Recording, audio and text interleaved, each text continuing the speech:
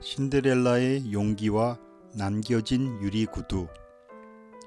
저는 신데렐라 이야기를 대할 때마다 주변 환경에 의해 성공하는 운 좋은 인생의 환상을 담은 여자아이들을 위한 동화로만 여겼습니다. 하지만 신데렐라에 관한 한 영화를 보면서 생각지 않게도 중년의 남자인 저에게도 해당되는 배워야 할 교훈이 그 내용 속에 있음을 생각하게 되었습니다. 그것은 바로 신데렐라가 지녀야 했던 용기였습니다. 이야기 속에서 신데렐라와 왕자의 두 번의 만남이 큰 대조를 이루고 있었습니다. 먼저 요정의 마술을 통해 얻은 화려한 장신구와 시종들을 거느리고 무도회로 나가 누구보다도 화려하게 준비된 모습으로 왕자를 대하는 만남이 있었습니다. 이 만남 속에서 신데렐라는 준비된 모습이었기에 왕자 앞이라 하더라도 의연하게 나설 수 있는 자신감을 지닐 수 있었을 것입니다. 하지만 자신의 집에서 가져야 했던 두 번째 만남은 그렇지 않았습니다.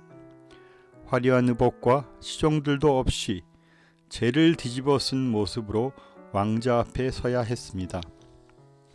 초라한 모습으로 왕자에게 나아가는 데에는 큰 용기가 필요하다고 생각되었습니다. 자신의 가장 화려한 모습만을 보여주었던 사랑하는 사람에게 자신의 전혀 다른 초라한 모습을 노출하는 것은 참으로 부끄러운 상황일 수 있었기 때문입니다. 또한 이 상황은 왕자가 자신을 거부할 위험을 다분히 수반한 위태로운 상황이기도 하였습니다. 그녀의 모험과 같은 이 선택의 결과는 전적으로 자신의 손에 있지 아니하고 왕자에게만 달려있는 일이었기에 큰 두려움을 느낄 만한 상황이었을 것입니다. 이러한 모든 어려움을 딛고 그녀가 왕자에게 나아갈 수 있었던 용기를 가능케 한 것이 무엇이었는지 생각해 보았습니다. 그 용기의 중심에는 왕자의 자신을 향한 사랑이 참된 것임을 확신하는 믿음이 있었을 것입니다.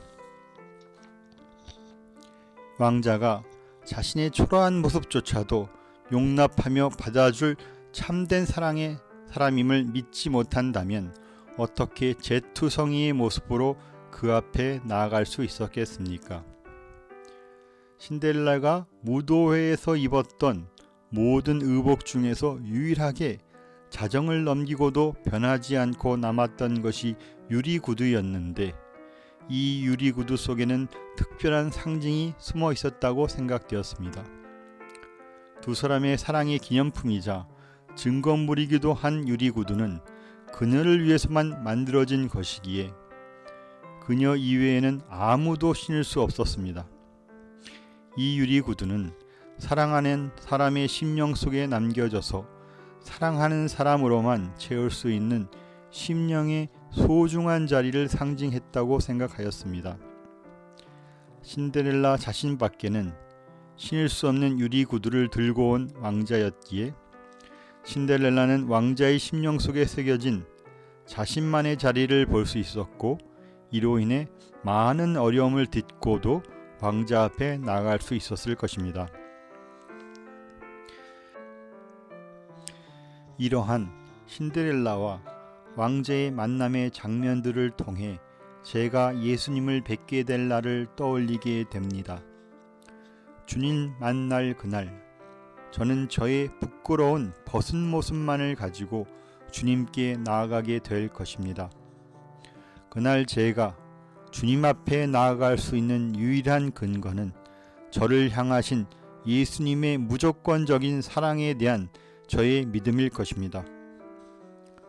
또한 저에게도 그날 품에 지니고 갈 유리구두가 있습니다. 바로 다른 사람들이 아닌 저만을 위해 지신 예수님의 십자가가 바로 제게는 예수님 앞에서 신어 보일 유리구두입니다. 유리구두를 들고 신데렐라를 찾는 왕자의 모습 속에서 저를 반기실 주님의 모습이 언뜻 비춰지는 것은 아닌지 상상해 봅니다.